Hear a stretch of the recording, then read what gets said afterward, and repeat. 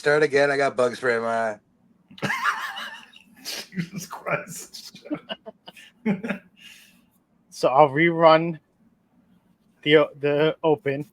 Yeah. And then we'll start. So just let me know when you want to rerun it, and I'll just cut this part of the show out. Thank God we're not live. Maybe we'll do. Could you imagine if we were live? Maybe we'll do like a little out.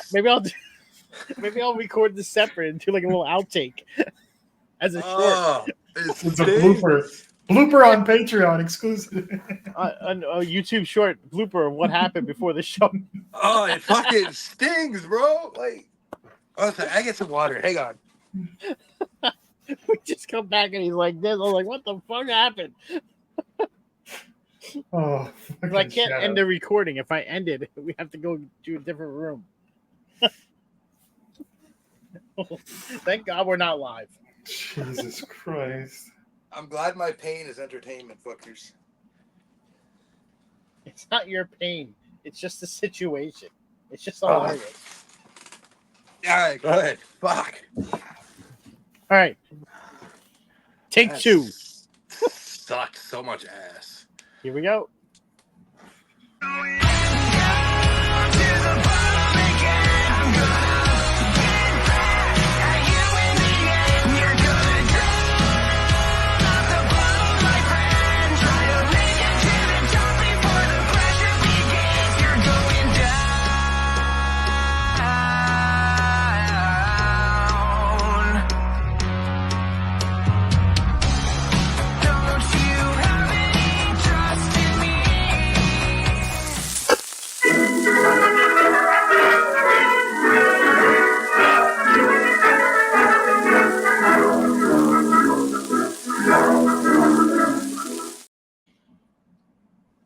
Ladies and gentlemen, boys and girls, the Wyatt Sick6 have arrived, and we are here to discuss everything that happened Monday, which was a fucking massacre. But I am joined by my partner in crime, as always, when it comes to anything related to Wyndham Rotunda, a.k.a. Bray Wyatt, a.k.a. Mr. Cult Leader Bray himself, Scalz, and joining us tonight to cover the great unknown of the Wyatt Sick, that would be the Alpha Wolf, Sean B. What is going on, guys? How we doing? I'm doing good. Oh, Sean? I'm doing great. This is exciting times. I want to get something out of the way so I can do this now and we can make all the jokes quickly. Monday night was the massacre that was the Wyatt Sick6. Coincidentally, it is also the anniversary of when an unknown boss decided to unalive himself with a limo. I thought that was a fun fact, so I thought I'd drop that on you. That's not dropping the name, but we all know who I'm talking about. So that's actually quite interesting. I mean, yeah, we're not going to get into the rest of that conversation because that's not any here or there. No. So they're here, right? Did you guys expect anything of that date? Do we call it a debut or is it a re-debut? It's a reintroduction. That's the way I'm classifying it. Okay. As we're all reintroduced to the actual Funhouse characters. Right. Sean, how do you want to call it? You calling it a reintroduction? You calling it an introduction? What are we going here? A reintroduction, but a real life debut, I should say. Like a live action debut. Right. I guess the only member technically to make a debut is Huskus, aka Joe Gacy. Because everybody else has been featured on Raw. So yes, if you're talking about that aspect of it, sure. If you're talking about the characters themselves, this is now the third iteration of what these characters have evolved into. Right. Ramblin' Rabbit from the puppet, like the Ramblin' Rabbit, Huskus the Pig Boy, and Abby the Witch from the puppets. Yeah. To the Firefly Funhouse characters come to life. To now the actual incarnation of them. The free version of them. Like no restraints on holding them back. So we'll start there. Let's start in the order that we were introduced to them on Monday night.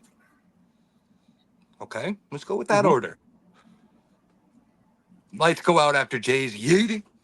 You know, my boy out there yeeting. You know, the yeeter of worlds set the tone with the Fireflies. Then suddenly, we hear the all familiar fiend shutdown. I was very For- glad they did that. Like that was nice. Right? I mean, I hope they keep that because that's perfection. They've got it to a T now. All right, we send it to the stage. There's the door with the one note, doom, doom, which is the beginning of Shatter. Don't know if Shatter's going to be used. We'll get into that in a little bit. But suddenly the door kicks open and the light goes out. And then crawling through the mist or smoke, however you want to call it, is what I believe Sean called the fucking ring. Come crawling out at you, which is Nikki Cross, aka what we think is the incarnation of Sister Abigail. It could be another play into the world there, but we think at this current moment that it's supposed to be Sister Abigail. Sean, give us your thoughts on meeting Nikki's new character.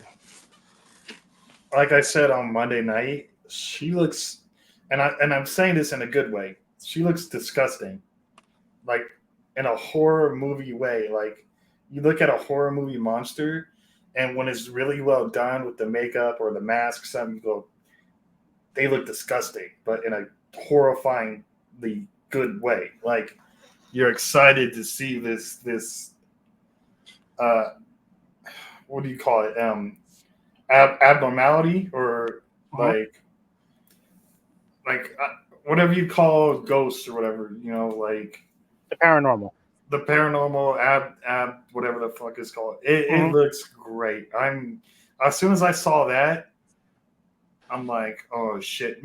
Through the whole segment, my mouth was like Drop. It was Drop, just so good. And that one note, man, just oh my god, this is gonna be iconic. Scalz, what about you, man? I was sitting there watching it, and once they started doing the takedown from the Fiend, I was getting hyped. Like I was like ready for this. I've been looking forward to it all night. I hate that they made us wait the full 3 hours before this happened, because now at this time I was sitting on the edge of my seat ready to go. And when she came through, my first reaction was, holy shit. She looks fucking awesome. And she fits the character to a T. And it's because of how she is in that type of character. Like she fits this role perfectly.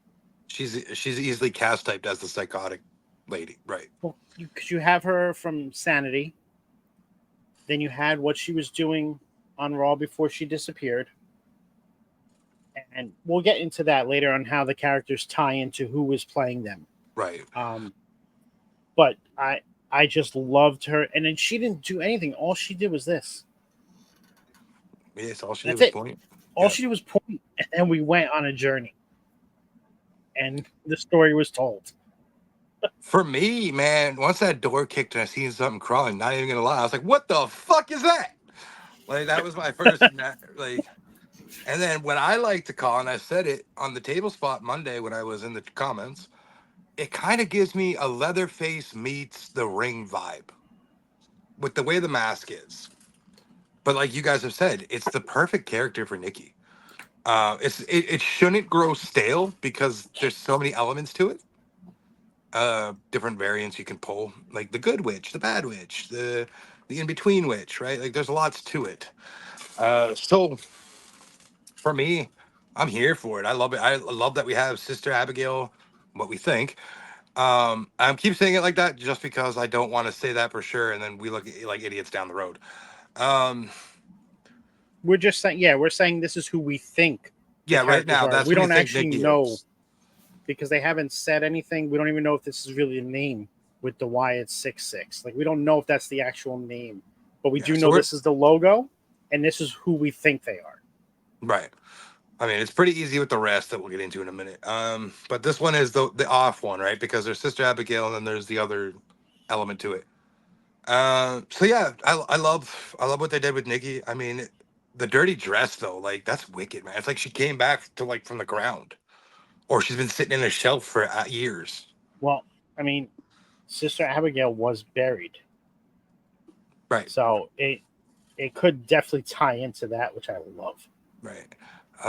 So like you said, Nikki points, and suddenly we go backstage with a lot of fog. And the first thing you see is what we speculate, because again, there's no confirmation. I'm sure we'll get that over the next 7 days. The speculation currently is at least one of the three men on the ground is Gunther. So I read something today, which I think this is the perfect explanation for everything. None of the other people on the floor matter. They were just extras, security guards, people from Gorilla. They were just bodies. Okay. Nothing matters except the one person that was made visibly clear to everybody. Okay. And we'll get to that in a moment. So I think that's what my speculation on it. Doesn't matter, because if they wanted you to see who they were, they would have showed us. Right. So what we think is Gunther and then some randoms. And then the camera pans up and Ramblin' Rabbit turns around. So, Scalz, I'll let you start this. Your thoughts on this? The first thing I noticed was him holding the hammer. And I almost lost it because I know what that means. And yes, Ramblin' had the hammer.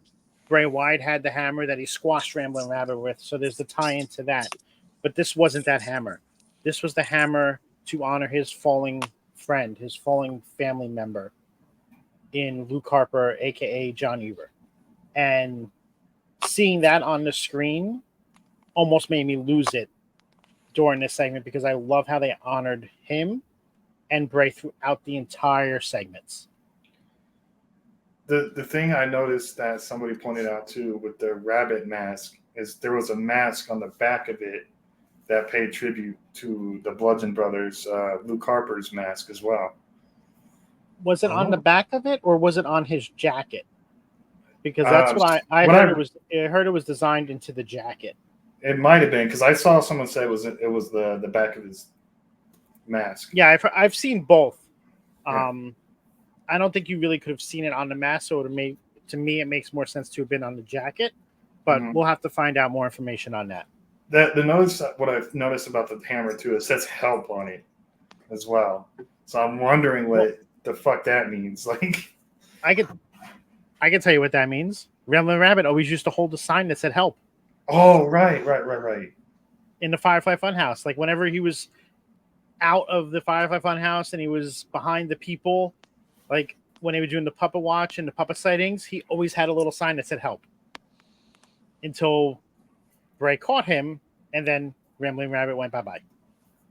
For like a million times. For like a million times. He was the Kenny from South Park of exactly. But I mean, with the Ramblin' Rabbit character, it was at least explained to us over the course of Wyndham's professional career that Ramblin' Rabbit was the critics, right? So he would never shut up. He was always going on about something. The IWC, essentially. Right.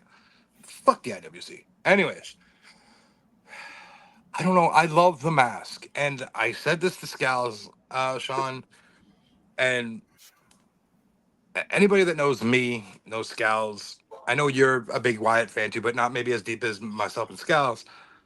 But like I've already said to Scalz, this is gonna be an expensive summer, because depending what drops for merch, because I'm not gonna miss the opportunity to collect the masks, like because you got to imagine those things aren't gonna be around. It's gonna be one run done. You know, I messed up with the Fiend mask and stuff early on where I missed those. But that's neither here or there. We'll get to that later with the merch stuff. Ramblin' Rabbit, it just fits Rowan so well.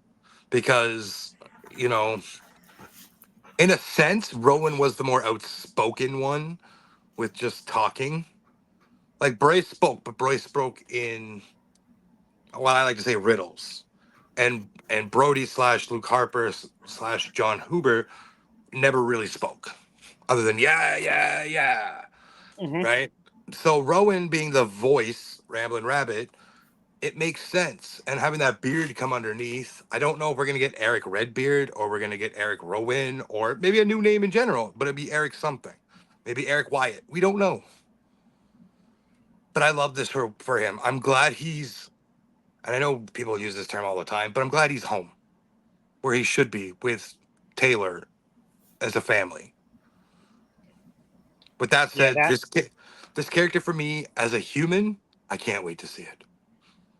it's and for you to piggyback off what you just said about how they're home, like this is what helped create Eric Rowan was the Wyatt family.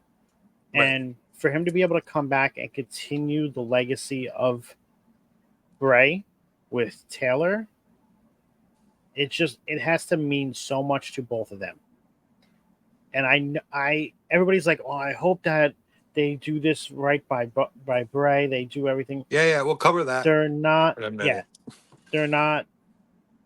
We'll get to that, but enough of that talk. Like, All right, Sean, lead us into what we see next, man. You see more destruction, and what I believe we see next is Huskus the pig. No, you're one No, step was ahead it? there. Oh, Mercy, skipped- Mercy, you skipped Mercy. over, You're right. Yeah, Mercy. My bad. And he's perched on the the equipment thing. You know the Boxes, yeah. the boxes. And I noticed way in the back. I know the other bodies don't matter, but like you see like Triple H laying there on the I'm ground. not sure it's Triple H anymore because there's been so No, many way different. in the back. No. By the one you're talking about, I saw an image. It's a local indie guy because of Local the indie? tattoo that's on his arm. no. He's in a suit and he's all the way in the back towards the wall with the red boxes. That's Oh, we'll have to go back and check that out. Oh, yeah. Okay. Okay. And then That's you somebody. also That's see- somebody different than who I thought you were talking about. All right, No, I keep know going, what Sean, you're my talking bad. about. You know, I know what you're talking about. The local indie guy was there. The guy with the black two tattoos on. Yep. And then you see like under like close by Mercy, you see Bruce Pritchard obviously because you can see he's a little chunkier, you know, in his suit. So, but I'm confused. I don't know if that's a local indie guy, but the guy in the suit with the braids. So, but you see, anyways, you see a bunch of destruction. Mercy's just sitting there, just like, just chilling, just perched up, like he, you know, the blood splatter on the wall too.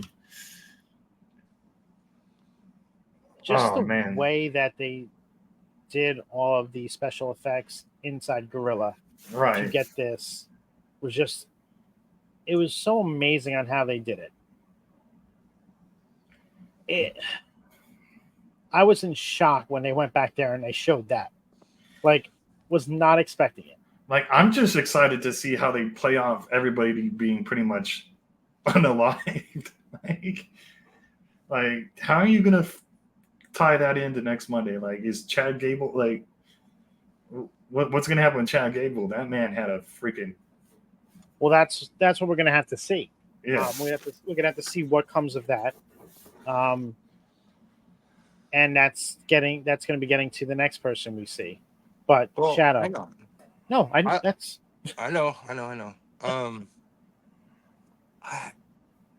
So again, I mean, we'll talk about this more in depth in a few minutes, but that mask is just for a buzzard, bro. It's so good. His and the rabbit's masks are my favorite. Right. I don't know though, because we know who's under that mask, or at least that's what we're alluded to, is Dexter Loomis. And we know he doesn't have hair. Because we've seen a picture of him recently. Not super long hair. So him having the dreads, man, it's just badass. It's a nice touch. I hope with the mask, I hope they like when they do wrestle, I hope they have a form of like a type of mask they can wrestle in. maybe they Like, don't need the mask, right? Because they could do the only okay. Obviously, the Fiend's not a good example, but remember um, the Pitch Black match when Bray had a mask suddenly. mm-hmm. They could do something like that, or once they take off the mask, they're human vessels. But Their we'll That's dive faces into could that. their faces could be painted underneath it. Right, we'll dive into that. So Scalz, lead us into the next part, man. Going from here, you're going through Gorilla. You're getting the sparks coming down from you. Mercy's looking over your shoulder as you're walking through. And you come in and standing right there is Huskus the Big Boy.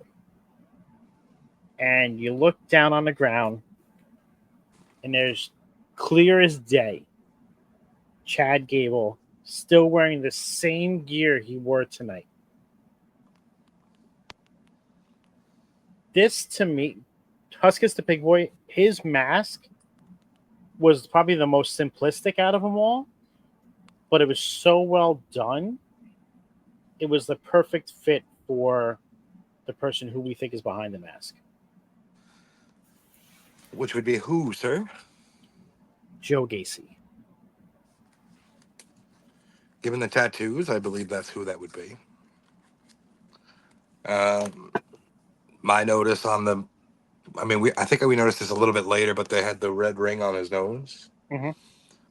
which is, again, if anybody understands the Wyatt concept, it's circle of life kind of So thing. I Full found the circle. red ring. I found the red ring on 3 out of the 5. I have not been able to find it on 2 of them yet. I haven't been able to find it on Mercy or Sister. Those are the 2 that I'm missing as well. Yeah. Mercy had a red dread as well, just like Howdy did. Okay. We'll get to Howdy in a second because I know where his red ring is. Mm-hmm. So yeah, I don't know. I'm okay. I'm intrigued because they didn't go with the stereotypical pig mask here, which I don't know how to feel about that, given the fact that it's supposed to be Huskus. I'm interested to see what the gas mask really.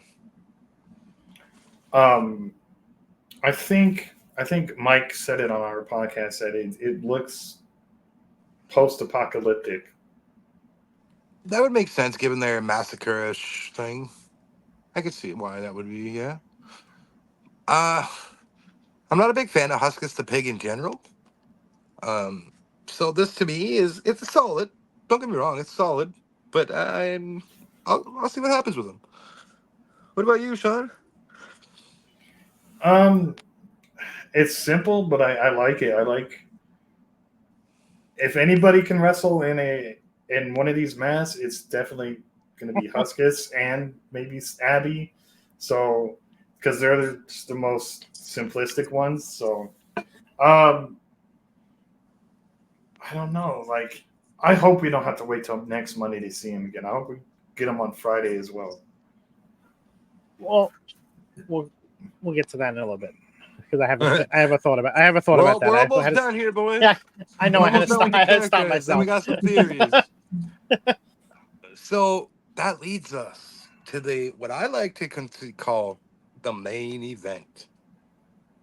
Taylor Rotunda, aka Bo Dallas, aka Uncle Howdy.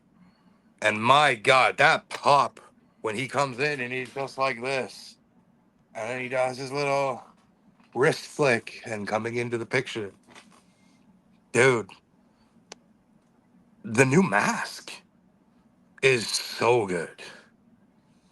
For a brief second, when he's coming up walking and he looks over to Huskus, if you pause it at the right time, it's fucking Bray.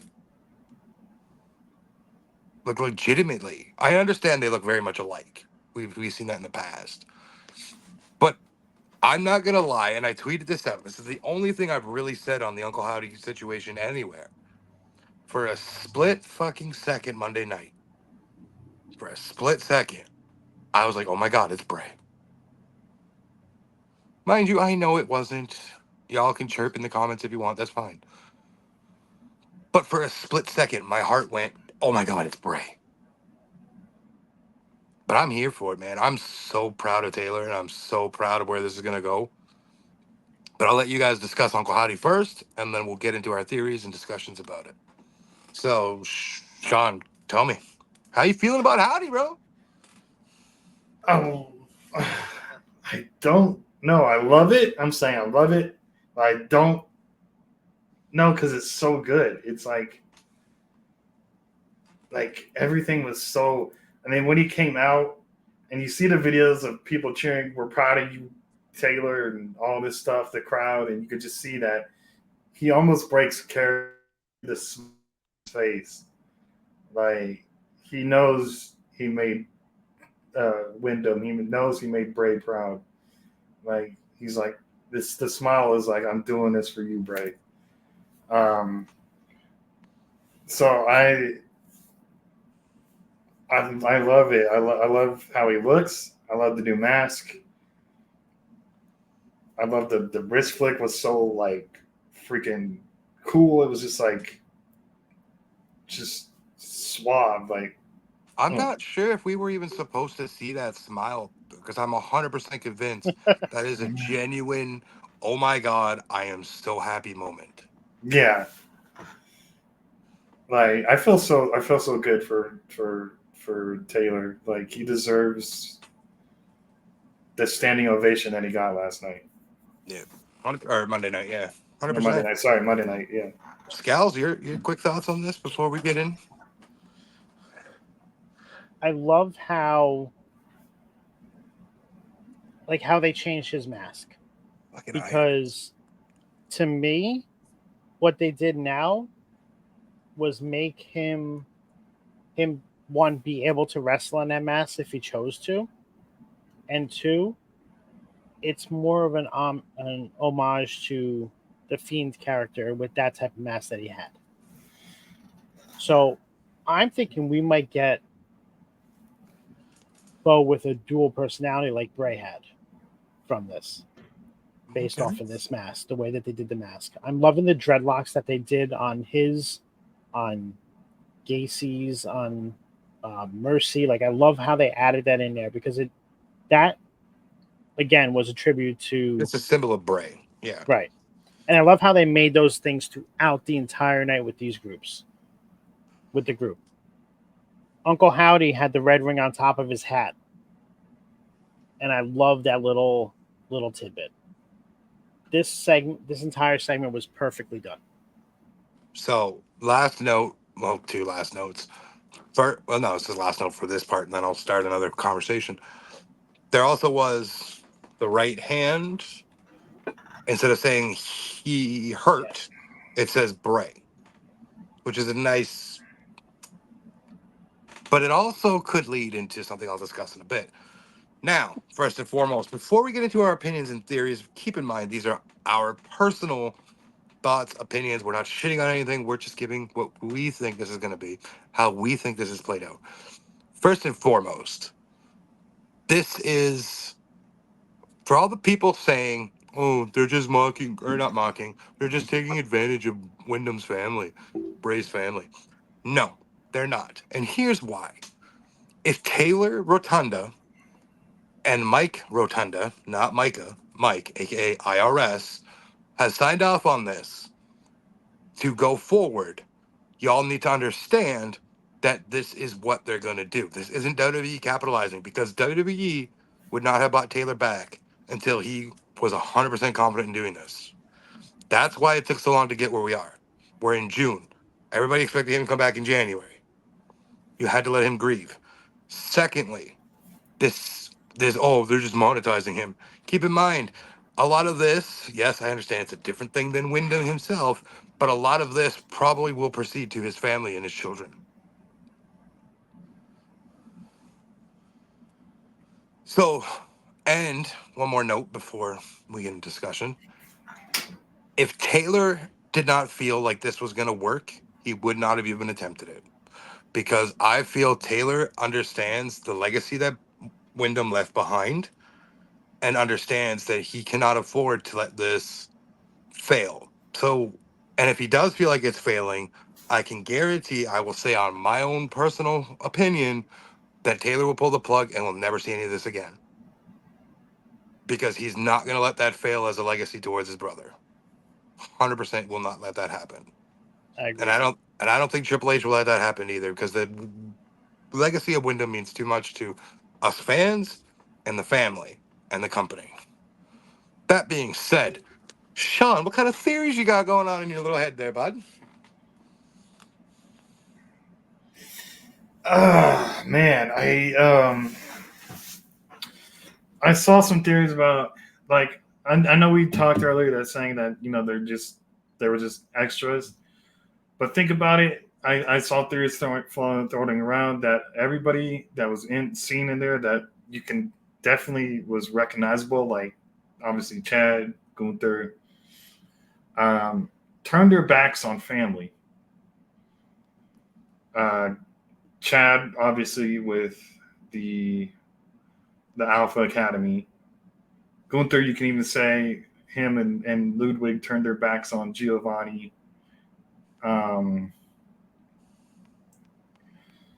I think, I don't know if it's confirmed, but a lot of people are saying they saw Dominic Mysterio laid out. But you see, I want to touch on that. Let They him were not. finish. They were not in the back when that happened.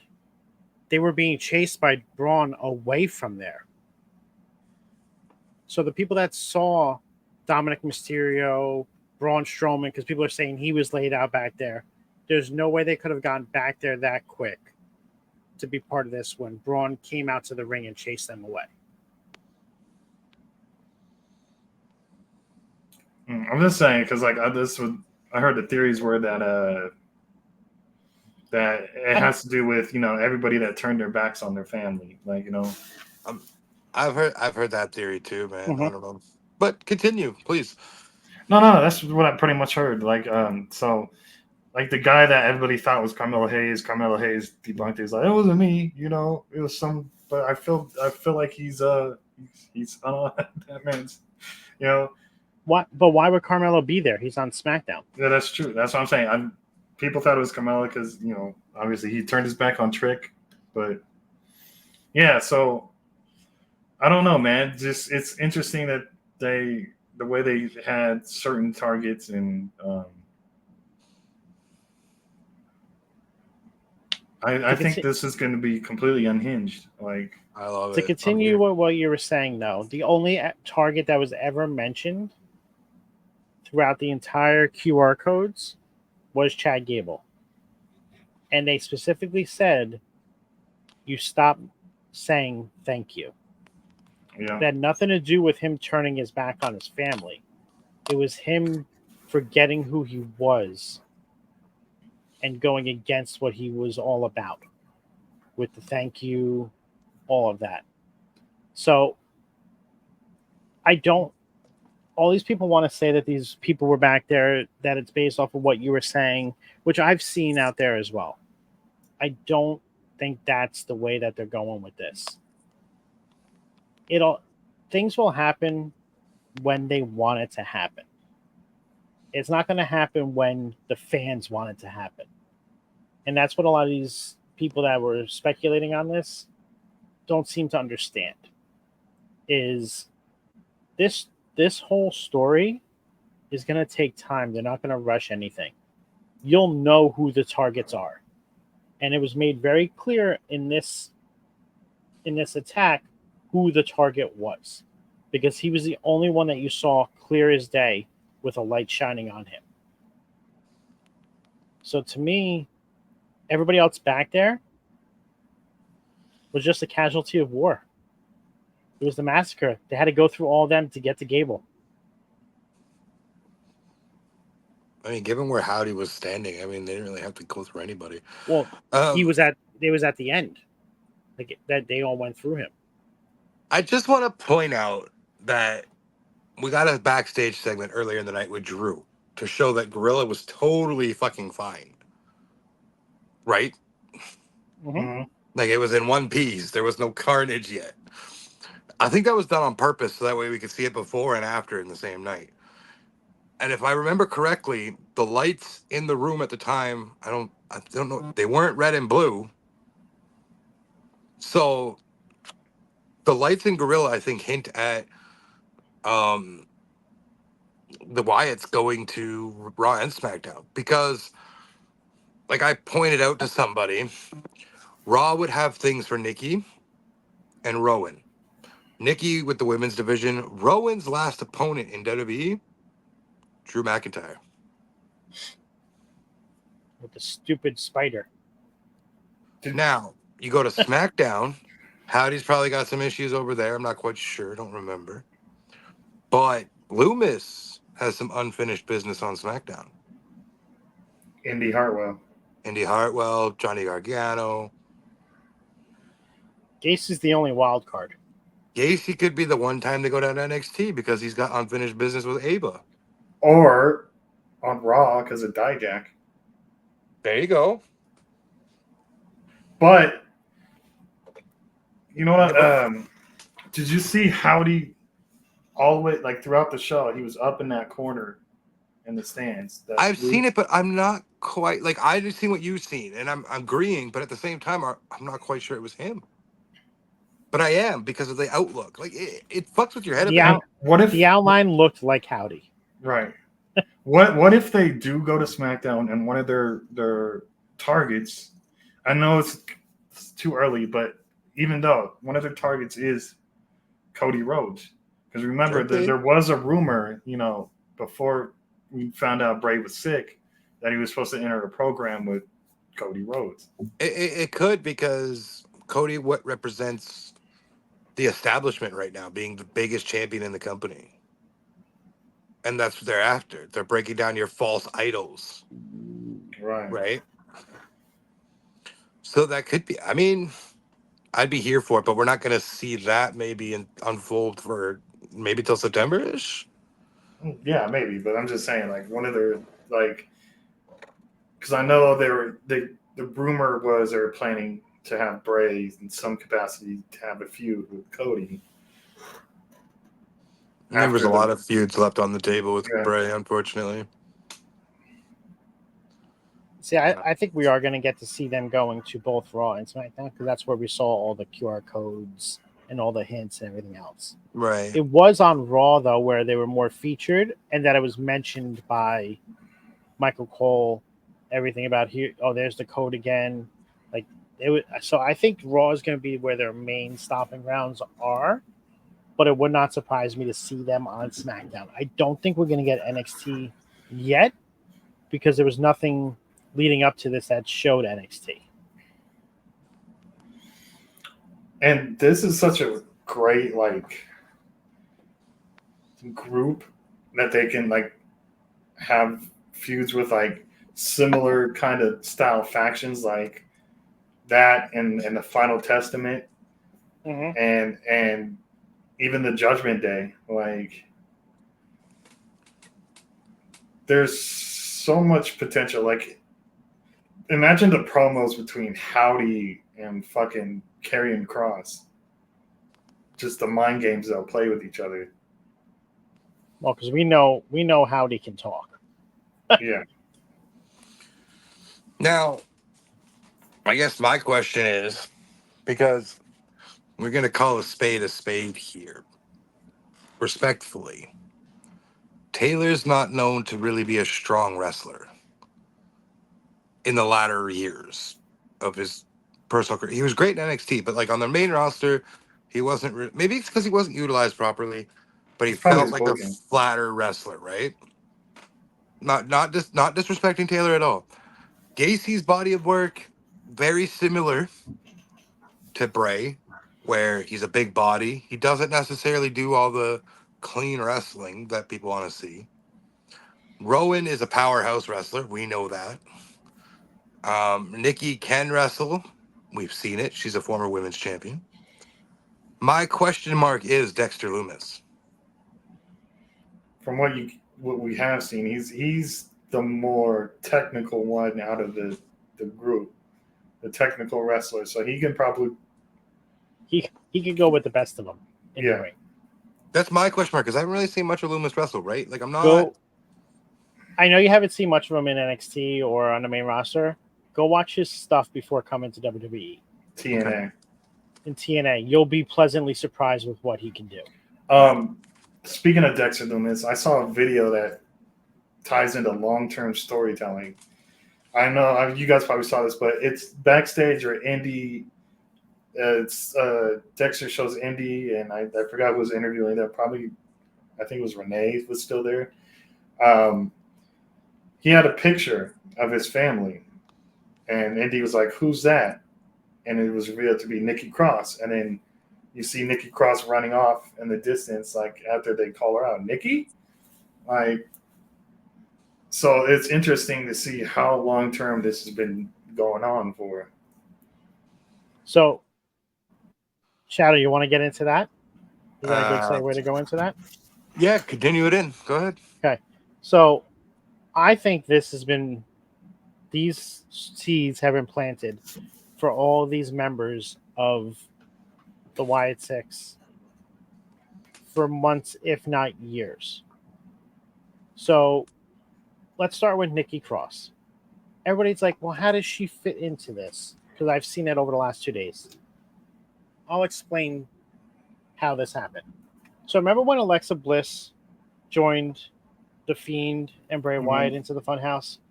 The stages that she went through before she actually joined him. She had those catatonic states. She would get mesmerized by things. She would be looking into the distance, not knowing what was going on. What's been happening to Nikki Cross over the last 6 months throughout the show? The same thing. And whose friend was she during the time Alexa Bliss was doing this? They were tag team partners. What's her face? Johnny's wife. Nikki Cross was a tag team partner with Alexa Bliss when this was going on. Oh, right. Okay, never mind. You confused me there. My bad. So these seeds for Nikki Cross to be in this setting have been planted all the way back to when Nikki and Alexa were tag team champions. And then when Alexa joined, she kept trying to get Nikki to join, and Nikki was refusing. She didn't want any part of it. And it looks like she finally gave in. And I think she is going to be the perfect one to continue the story for this. Even when Alexa went back to normal, like afterwards, that's when Nikki started to go catatonic. Like, right. And she was like noticing it. Like, are you okay? So like, this ties into what you were talking about, Shadow, with me. How you don't think she's going to be a part of it. Respect. I had the conversation with Sean too. Don't.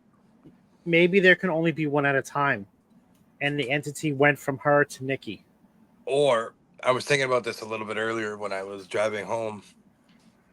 What if? Because if you guys remember, we're going to rewind a little bit. If you guys remember, there was Abby the Witch and there was Sister Abigail. There's always been two entities. One being Sister Abigail, one being Abby the Witch. I disregard Lily because Lily isn't taken over by Sister Abigail. Lily is Lilith, the demon from hell. Like, it's just that. There's no more to it. But we have Abby the Witch and Sister Abigail. Sister Abigail was buried and Abby the Witch was an entity in the Firefly Funhouse.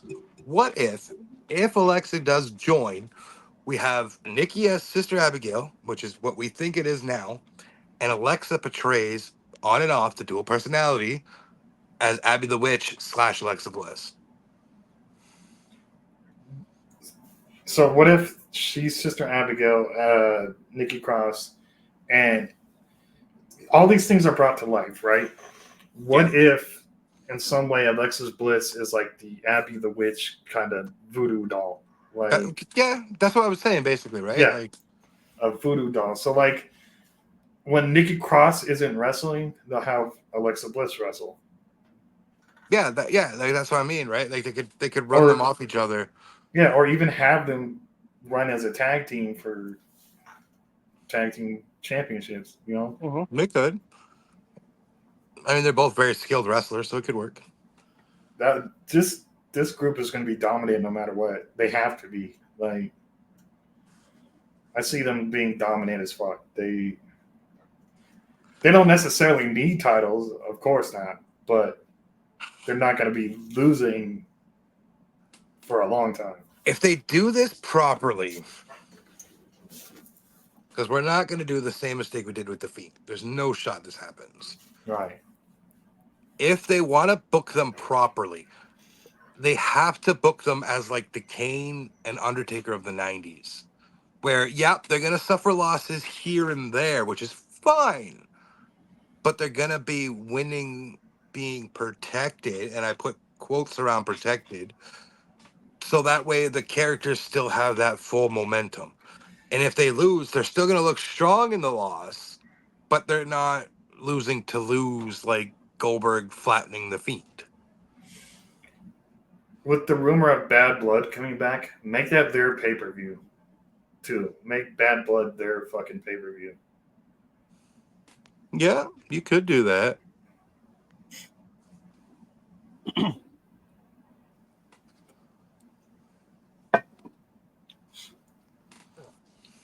They definitely could. I'd be interested to see that.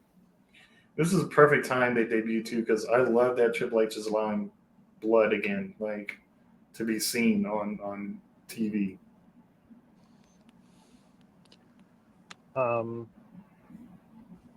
What else we want to touch on, Chada? There was something else. Oh, right. So again, we all know blah blah blah. It's Rob McPhee. It's Rob Fee's house. Yada yada yada. The lake behind Rob Fee's house is a symbolization of something, and I want everybody to listen to what I say. You can listen. You can dislike it. It doesn't matter. I don't give a fuck. But it's supposed to symbolize the lake of reincarnation.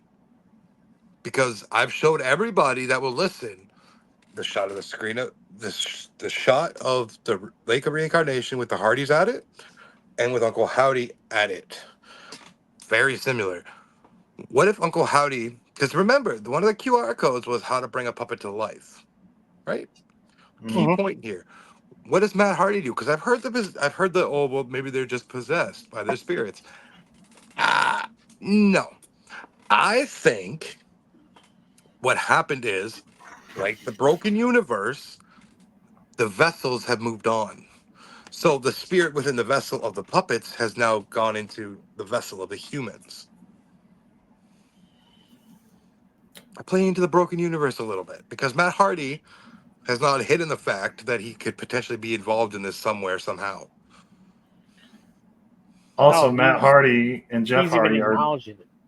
Matt Hardy and Jeff Hardy are still free agents. They're free agents. They haven't signed one bit of contract to TNA, which wouldn't even matter because the partnership, anyways. So, I mean, respectfully, I don't even think you need Matt as a character in WWE. He can do his TNA stuff, he can do his independent stuff. But I think one way or another, I think Matt Hardy might have a helping hand in helping Taylor with stories. Does that make sense? yeah. Because let's be realistic. I love Matt Hardy, and I really do. But I don't think his body can keep up the pace that he's going at. Well, maybe he doesn't have to be a wrestler either. He, like, full time, or even he can be that cinematic character that they can have sometimes, like Yeah. for the universe. You know, he's proven time and time that he can make the cinematic universe work, Right. especially with Triple H in charge now.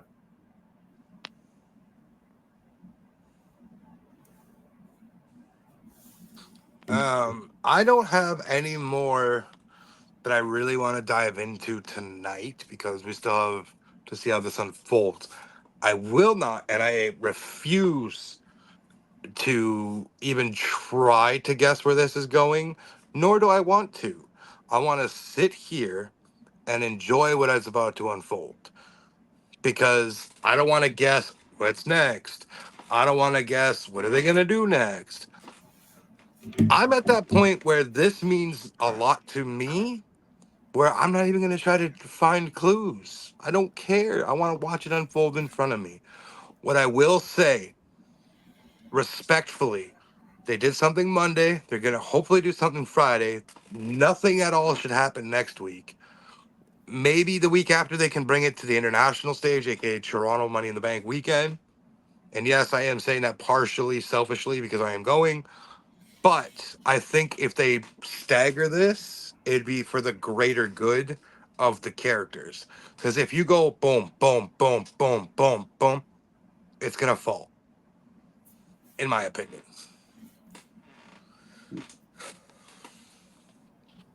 So I am on the mindset as Shadow where I'm just going to sit back, relax, and enjoy the ride for this. We had our 2.5 months of trying to figure shit out when they were coming, who they're debuting, everything else. Now it's time to just enjoy. And what was the last thing you said, Shadow? Well, mine just went blank. You're just old. You were talking about staggering them. Yeah. They need to be treated as a special attraction. They don't need to be shown all the time and being oversaturated. Because if you do that, that's how the characters will get killed. That's why I said, like, obviously they're gonna have to bring it to Toronto because it's an international show. They want the biggest pop. But if they can't just do it weekly. Or if they're gonna do it weekly, vignettes only. The in-person stuff is different. But the vignettes are fine. But they can't do this personally every week. It's got to be somewhat of like a. Oh, I hate saying it like this because it annoyed me towards the end. A Roman Reigns-esque run. For a little while. They need to do it like that. I agree with that. Sean, what are you thinking, man? I think we'll keep it to 1 week if we're going to keep them on screen promos, or even keep with the QR codes. Keep the QR codes going so you can still have a search and what's it called? What is the search called? I'm thinking of a scavenger hunt. Scavenger hunt, clues, maybe 1 week or another week have vignettes, and then when it's time for a big moment, they have them live, like, and doing something so it doesn't get too oversaturated. I think that's something we've all been agreeing on is just like they can't oversaturate this because if they do, I don't want to say it'll fail because I don't want to use that term, but it will. Is there anything else we want to touch on this? No, I think I'm all right with this tonight. I mean, we can cover another episode maybe next week or something, depending what happens. I'm sure this will be a multiple episode thing as the first few weeks of this pop off. There'll be lots more as we learn, we'll kind of cover it. But we're not going to guess because that's not what we're doing here. No, we're giving what we think theories might happen, and that's it. And then like I said, I'm going to sit back and enjoy. I just want to enjoy the ride for this because this is going to be special. All right, listen, it'd be like Sean's first time at a strip club enjoying the ride. Guys. Listen, I made it the whole show. I had to make one joke. Anyways, with that being said, Sean, you have nothing else you want to say, brother? Nope. Just excited for where this goes. All right. That being said, Sean, where can the people find you, my guy? You can find me every Monday night on River City Radio for the Table Spot, where we review everything that happened on Monday Night Raw. And I kind of like to brag that they debuted on Raw, so we got the first to talk about it. Tomorrow on my personal Twitch, it's the same name, the Alpha Wolf Sean B, More Rebellion Wrestling, which is my eFed. And you can find me on TikTok, Alpha Wolf Sean B, Instagram, Alpha Wolf Sean B 2.0. And you can find me in a couple weeks in Toronto with the bearded bastard, Shadow, Money in the Bank weekend, killing Toronto. Or Toronto killing us. We'll figure it out. I hope not. Scalz, where can the people find you, my good sir? I am Scalz. You can find me here on Off the Top Media on both Twitch and YouTube, as well as Off the Top Media _ on TikTok, Twitter, and Instagram. I host Friday Night Review every Friday night, directly after SmackDown, as well as NXT on Tap right after NXT, both on the channel. Shadow? With that being said, boys, girls, kids, your boy is back, baby, this summer. I have 4 interviews lined up. I am coming back with Spotlight with Shadow. First interview will happen within the next 2 weeks. It is with Northland True Patriot Champion, Josh Bain. A lot unfolded at Conquest. We're going to cover it. We're going to talk. We're going to see what happens. Then, following that, I have a couple interviews lined up with a couple other Northland wrestlers. Got to pay attention to the social medias to figure that out. And then, a special guest, friend of the show, our music is done by them. We have Burning Bridges drummer Phil English, where we're going to talk all things to his journey to becoming the drummer of the band. That being said, my name is Shadow. You can find me at thatguyshadow.91 on Twitter. Oh, no, it's not even .91. It's just thatguyshadow91 on Twitter, causing shit, talking shit, just hitting shit. Making a comeback, boys. What do you know about it? All right, with that being said, we're here.